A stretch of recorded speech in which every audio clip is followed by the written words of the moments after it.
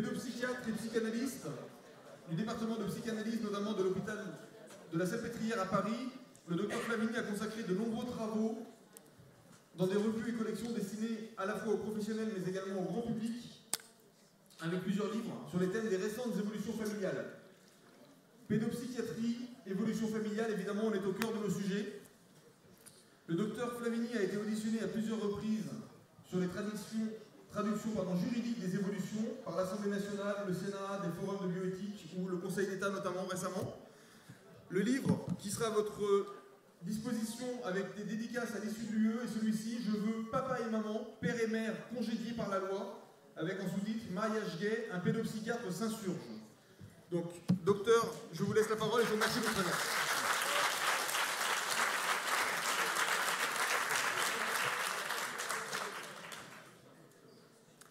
Merci de votre accueil. Dans les médias, depuis quelques jours, on entend dire qu'il se passe à Étiole aujourd'hui le rassemblement des ringards, traditionalistes,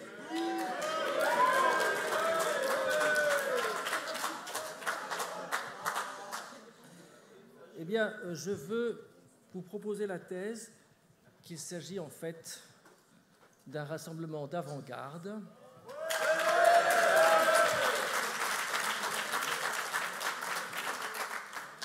d'abord parce que nous avons tous l'envie de suivre Charles Millon dans sa proposition, bien sûr, mais également parce que c'est l'argument que je vais développer. Pourquoi ? Parce que le procès qui est fait à la thèse que nous défendons ne fonctionne que si l'on se cantonne à la forme. Et c'est vrai, il y a une forme des familles qui a évolué, c'est vrai. Seulement nous posons des questions sur le fond. Et l'argument de la ringardise ne vaut que si l'on se cantonne à la forme. Alors la forme, c'est quoi ? C'est la grande dénonciation de l'organisation patriarcale de la famille. Et on a beaucoup entendu, au moment notamment du débat sur le mariage, que la famille homoparentale, c'était enfin la libération par rapport à la famille patriarcale. Or, qu'il y ait un changement dans l'organisation des familles, cela ne fait pas doute, et cela n'est pas le problème. Parce que ce procès qui est fait contient surtout un fantasme. Le fantasme que cette organisation patriarcale de la famille, c'était le fait que les hommes étaient des brutes, muselant les femmes et opprimant les enfants. Vous me direz si dans les souvenirs de vos familles, si vos arrière-arrière-grands-pères étaient plus des brutes que ne seraient les hommes d'aujourd'hui, mais c'est surtout une reconstitution qui permet l'idée que nous serions des libérateurs, que nous ouvririons la famille, je dirais, à une liberté qu'elle n'aurait pas eue antérieurement. Or, l'organisation patriarcale de la famille était une organisation juridique qui ne comporte pas en soi que les hommes étaient plus brutaux à l'époque qu'aujourd'hui. Et ce fantasme du père totalitaire est extrêmement prégnant et joue un grand rôle dans, la contestation aujourd'hui.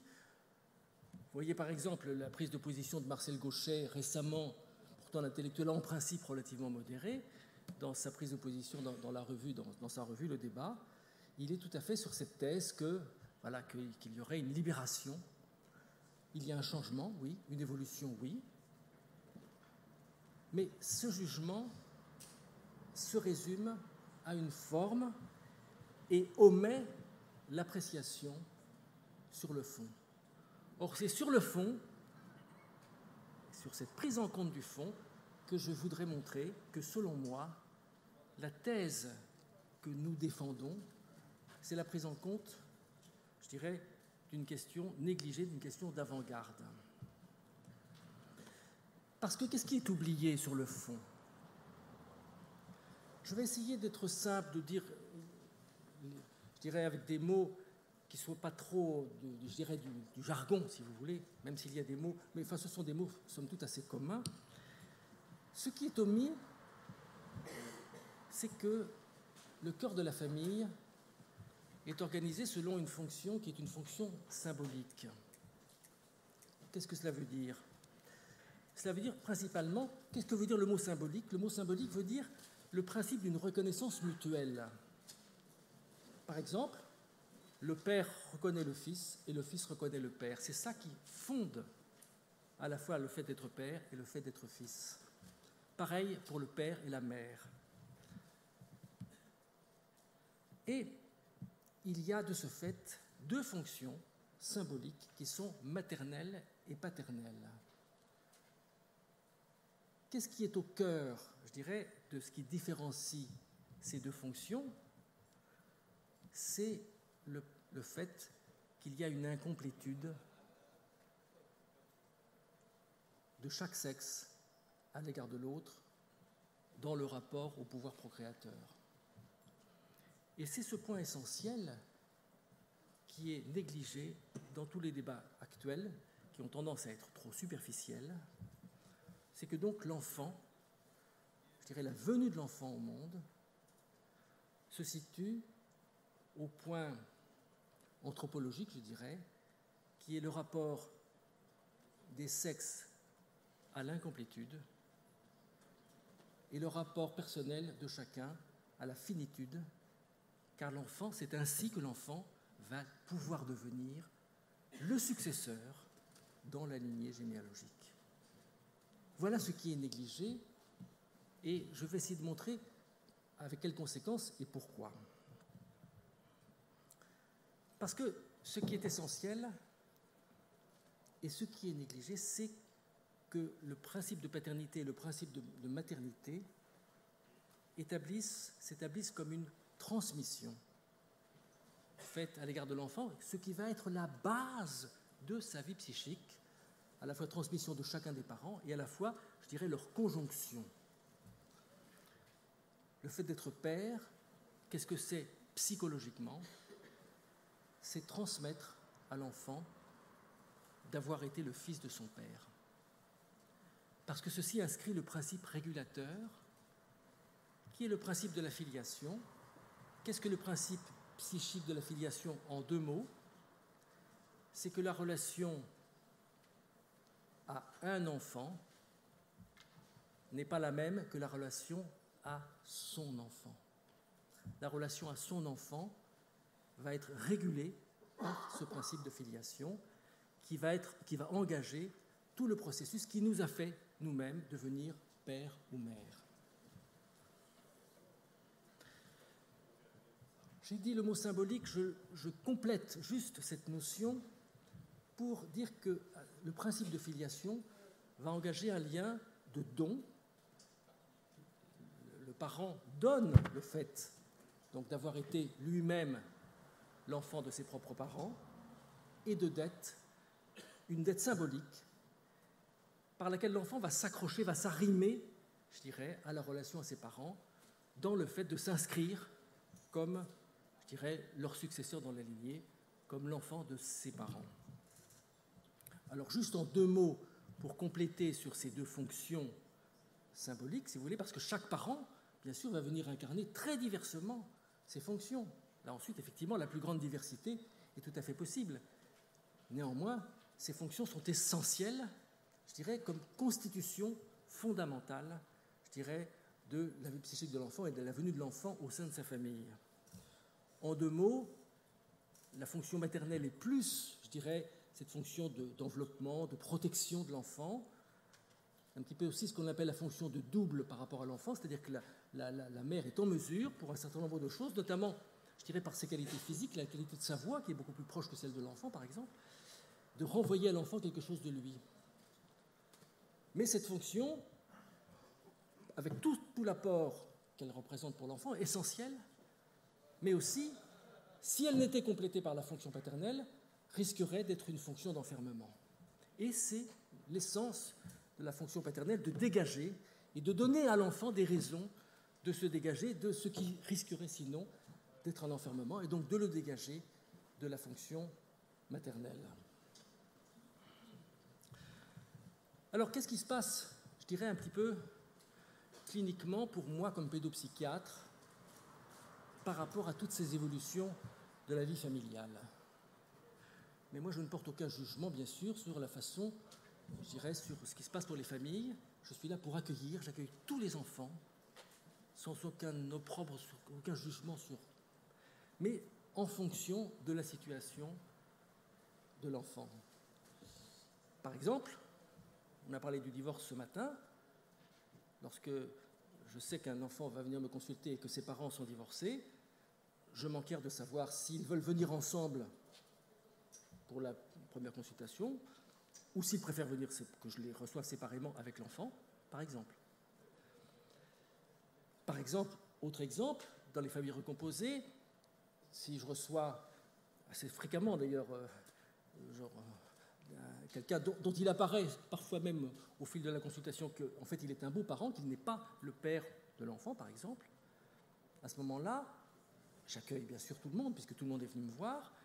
Souvent le beau-père joue un rôle important dans la vie de l'enfant, mais au plan de son éducation, au plan d'un certain nombre de responsabilités, mais pas au plan fondamental de la vie psychique de l'enfant. Et d'ailleurs, je lui demande, au moment où je m'engage dans un travail plus effectif sur je dirais, ce qui se passe pour l'enfant, dans le symptôme qui l'amène, je lui demande à ce moment-là de se retirer en salle d'attente pour poursuivre le travail, de façon aussi à pouvoir associer dans un deuxième temps le père. Parfois ce n'est pas possible, mais essentiellement c'est quand même fondamental. Donc c'est pour dire que pour un pédopsychiatre, il n'y a pas du tout de... Je dirais, il y a le centre, c'est la possibilité pour l'enfant d'élaborer sa situation, d'élaborer la compréhension de sa venue au monde, de fonder ce que l'on pourrait appeler son originaire, et je dirais sa raison d'être. Alors ceci concerne également tout autant la situation où, je dirais, l'enfant est venu avec deux personnes de même sexe, qui d'ailleurs aujourd'hui peuvent dites être les parents. Mais justement, c'est là mon embarras, parce que dès lors que la loi est venue décréter que ce sont les deux parents, à ce moment-là, il y a une complication pour moi pour mener le travail psychique. Ce que je veux bien souligner, c'est que ce qui me fait question, ce n'est pas les évolutions de la vie familiale, parce que ça, c'est l'évolution des familles, elles font ce qu'elles veulent. Moi, je m'occupe des enfants, j'essaie que les enfants se repèrent dans ce qui se passe pour eux, mais ce sont les lois. Dès lors que les lois viendraient, et c'est déjà le cas avec la loi sur l'adoption pour tous, on y reviendra, dès lors que les lois viennent obturer la compréhension de l'enfant de sa situation, puisqu'elles mettent un masque sur la situation, elles prétendent qu'il n'y a rien à en comprendre, tu as deux papas, c'est pareil que d'avoir un papa et une maman. Or, au niveau de la vie psychique de l'enfant, c'est faux. L'enfant qui n'a pas... Alors, il y a des tas de situations qui font qu'un enfant n'a pas eu son père. Ça peut être qu'il est parti au moment de la grossesse et qu'il n'a pas laissé de traces. Ça peut être des tas de situations comme cela. C'est toujours une question pour un enfant. Généralement, d'ailleurs, c'est la question de sa culpabilité, parce que souvent, il se demande s'il n'est pas responsable du fait de ne pas avoir eu son père. Mais on ne peut pas prétendre gommer la question en lui disant « écoute, c'est pareil, après tout, tu as deux mères, c'est équivalent ». Et ce que je conteste, donc, c'est la possibilité de lois qui sont venues et qui viendraient encore plus, je dirais, vouloir gommer la situation, qui est la situation, je dirais, que l'enfant a besoin de comprendre. Car je le sais bien, il y a des situations, il y a des femmes qui n'ont pas très envie, ne sont pas dans une disposition de relation avec un homme qui deviendrait le père de l'enfant. Ça, c'est leur affaire privée. Et je dirais, dans ce que je constate cliniquement, je constate cliniquement souvent que c'est le fait d'un contentieux personnel, parfois douloureux. Donc je respecte complètement tout cela qui est en jeu pour elles, notamment dans la relation à leur père. Un peu schématique, mais c'est quelque chose de ce type-là. Et donc, du coup, je dirais, la fréquentation du masculin ne leur convient pas et bon, elles préfèrent ne pas, je dirais, ne pas mettre le masculin dans leur désir d'avoir un enfant.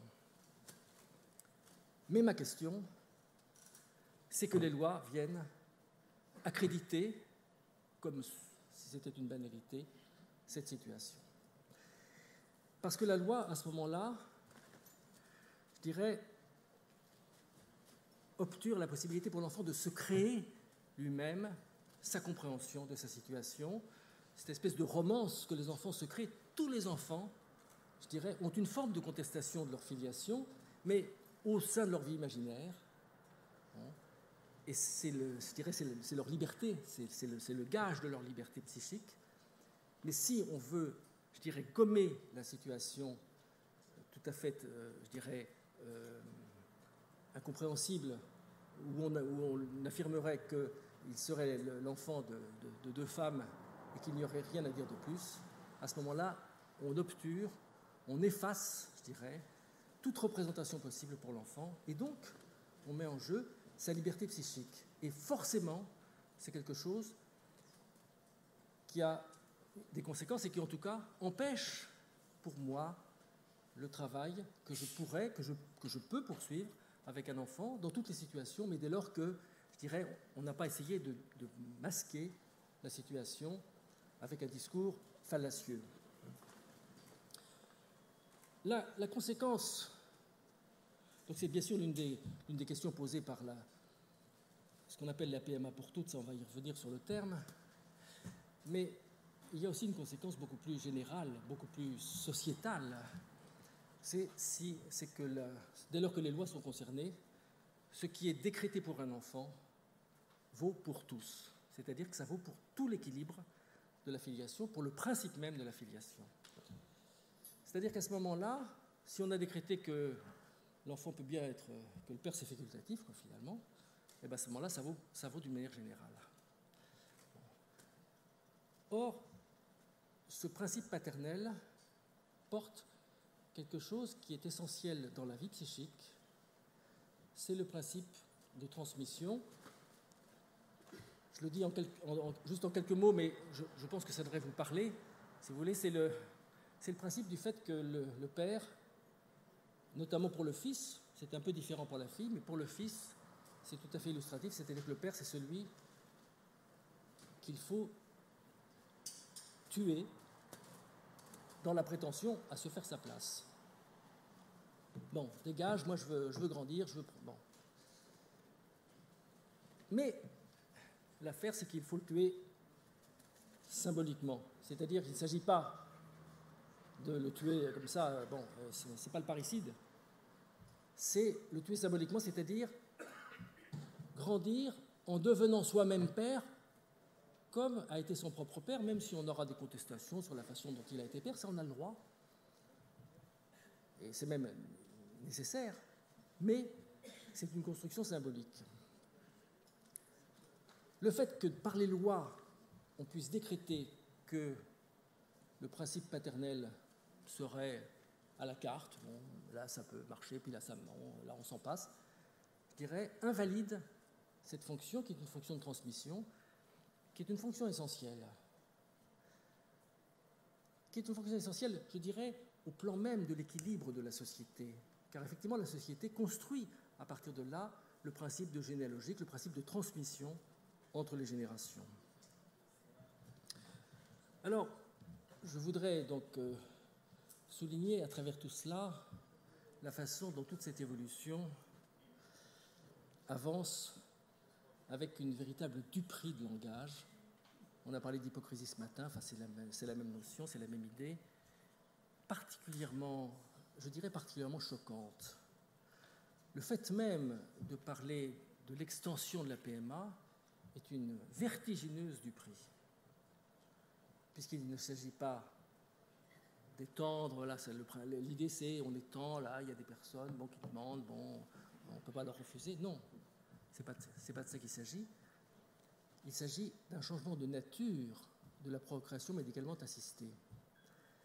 Pourquoi ? Parce que la PMA a été organisée un peu comme l'adoption, enfin, c'était le principe qui est venu de l'adoption plénière, a été organisée de façon à ce que l'apport médical, qui est un apport de fécondation, la médecine ne fait pas la PMA, la médecine fait la fécondation, assiste la fécondation, mais a été conçu dans une enveloppe psychique et relationnelle permettant que l'enfant puisse, je dirais, établir pleinement sa filiation, comme dans l'adoption plénière, en fonction d'un père et d'une mère, c'est-à-dire que, je dirais, l'apport médical puisse psychiquement, d'une certaine manière, se fondre dans la relation avec un père et une mère, dont certes le vœu d'enfant a été entravé par une stérilité, mais qui portait psychiquement et relationnellement l'enfantement, c'est-à-dire dans ce principe de transmission que j'énonçais tout à l'heure.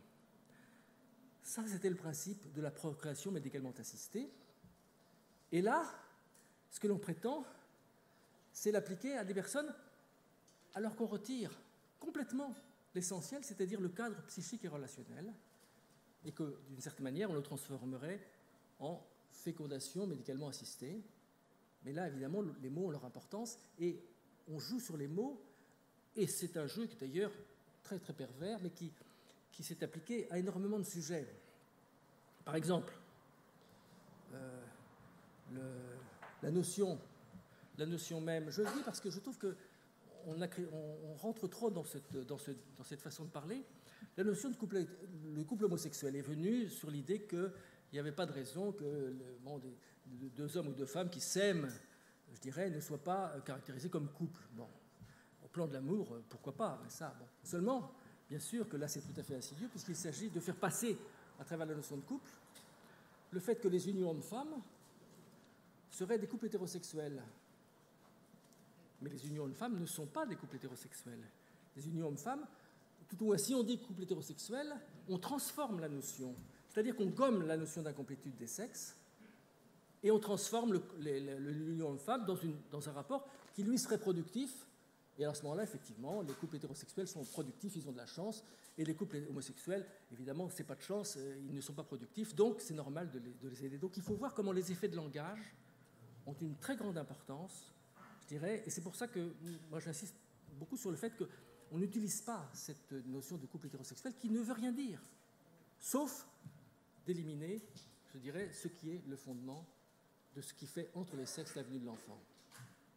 On pourrait aussi le dire par rapport à la notion de filiation, puisque l'essentiel de la filiation, alors on le voit très bien dans le rapport récent du Conseil d'État. Le Conseil d'État, c'est vertigineux le rapport qu'il a produit, c'est-à-dire qu'il a proposé un petit montage juridique, je dirais, qui permettrait tout à fait d'envelopper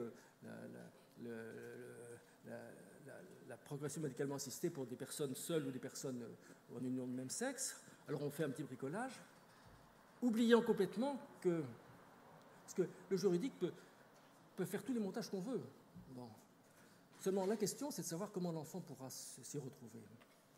Or, tout le principe de l'adoption plénière, qui a été au point de départ en 1966, il y a longtemps, je dirais, du principe de l'adoption et ensuite du principe de la PMA, c'est d'établir une logique entre le juridique et le psychique, entre la filiation juridique et la filiation psychique, principe complètement éclaté et dont on ne se soucie absolument plus. C'est-à-dire qu'à ce moment-là, du coup, effectivement, le juridique peut bricoler, peut proposer que chez le notaire on fasse ceci, que chez etc.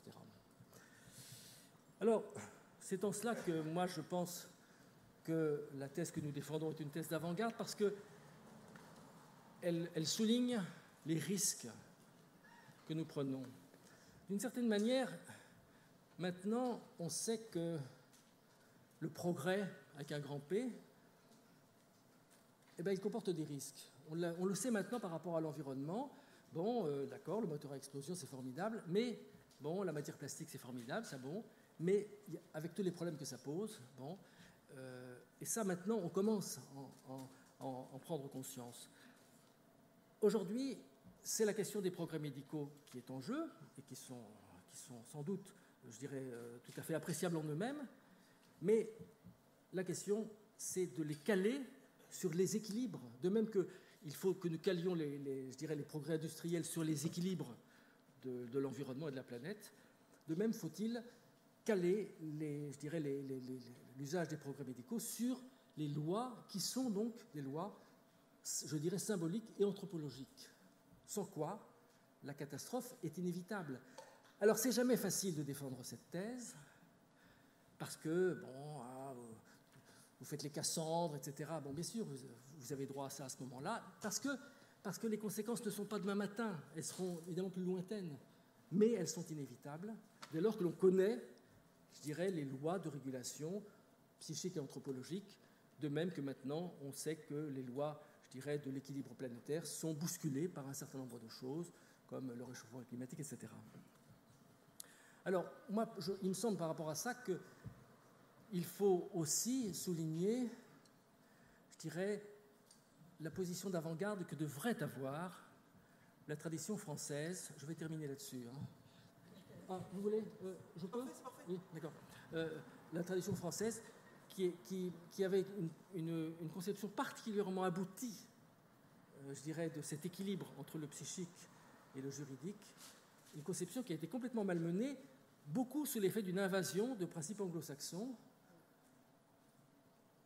Alors ça, on l'a dit un petit peu ce matin, d'une certaine manière, on a évoqué un certain nombre de causes, de raisons ce matin, notamment, bon, on peut rappeler qu'aux États-Unis, le corps est disponible, alors qu'en France, il est indisponible.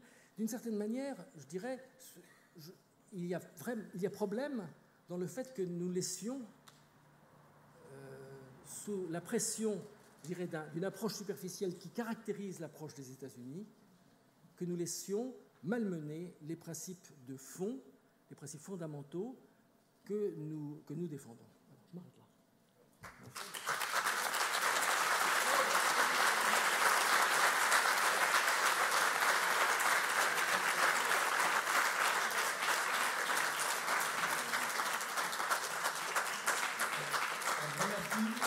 Un grand merci au docteur Flavini pour la clarté et la précision de son propos. Ce que je retiens notamment, c'est que, effectivement, comme vous l'avez bien expliqué, ce qui est décrété pour un enfant vaut pour tous. Ça, c'est un argument extrêmement important parce que lorsque nous avons en face des personnes qui nous disent « vous n'êtes pas concerné, occupez-vous de vos affaires », eh bien non, en fait, c'est bien la société tout entière qui est concernée par ce genre de décision et c'est important de nous le rappeler aujourd'hui. Un grand merci. Par ailleurs, effectivement, je recite votre livre « Je veux papa et maman ». Vous me pardonnerez cette liberté, mais j'aurais presque envie de proposer la reformulation « J'ai besoin de papa et maman ». Le « je veux » étant vu comme pouvant être un caprice ou quoi, et là, vous savez, vous, mieux que nous, combien c'est important et combien le besoin est fondé, et c'est ce que vous nous avez rappelé aujourd'hui. Une question, je ne sais pas si on aura le temps pour une deuxième, mais la première, et je pense que c'est celle que tout le monde se pose ici et que beaucoup de gens en France se posent, le représentant de l'Ordre national des médecins a pris position récemment en ouvrant une porte à la PMA, un petit peu à la façon de Ponce Pilate, c'est ni pour ni contre, mais en tout cas on n'est pas opposé, au nom de l'aide notamment à soulager la souffrance des femmes. Qu'est-ce que vous pouvez nous donner, vous, comme analyse et comme conseil pour aider nos médecins à faire valoir les besoins de l'enfant?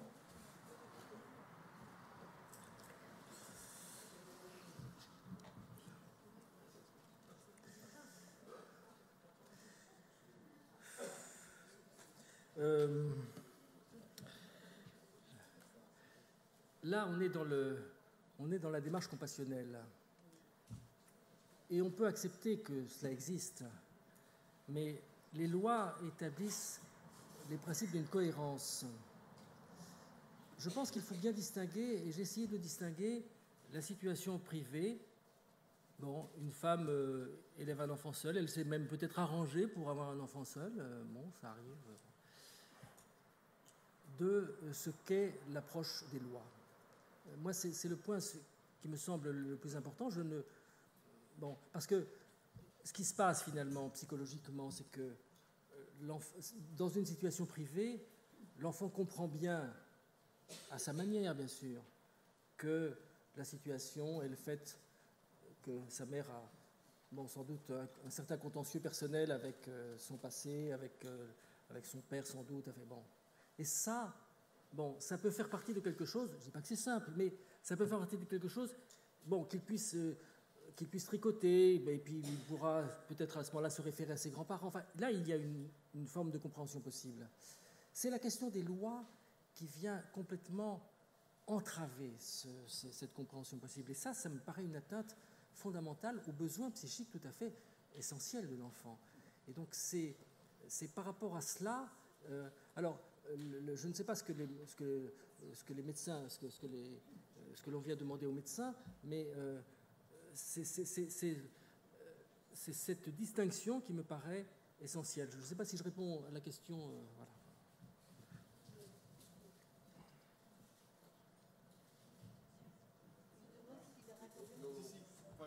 Après, je me tourne vers l'Assemblée. Je pense que c'est relativement précis.